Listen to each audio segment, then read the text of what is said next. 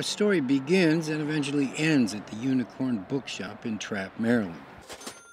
Since 1975, the domain of Jim Dawson, the Unicorn is a sacred repository of over 30,000 second-hand books, ranging from what Jim calls the average to the rare. It is also hands down the place to go for all things Delmarva. Unicorn Bookshop.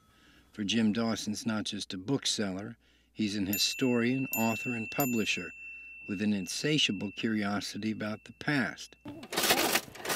In our first meeting in 2010, we realized that his curiosity was as natural to him as his affable nature. And it was that curiosity that led to his latest opus. 100 Years of Change on the Eastern Shore, the Willis Family Journals, 1847 to 1951. The journal started sort of just a brief farm journal. By about 1850, Nicholas Willis, the first generation to do the journals, was making daily entries. But the more he did it, the more he got into it, the more he wrote about. The journals begin with the building of this stately home on Island Creek in Talbot County and include every important event from before the Civil War to the Cold War. Nicholas just wrote about everything. He could fix anything, he could make anything. As a farmer, he was a slave owner. He was middle class, he wasn't rich, and subsistence, but he, in a sense, is working alongside his slaves.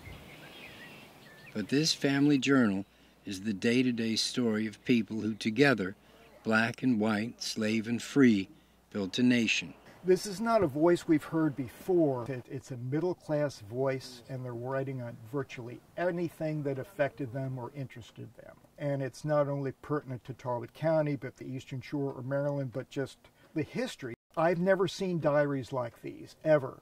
The written word rings more true when we can see the writer. The family also, beginning in the 1890s, took a lot of photographs.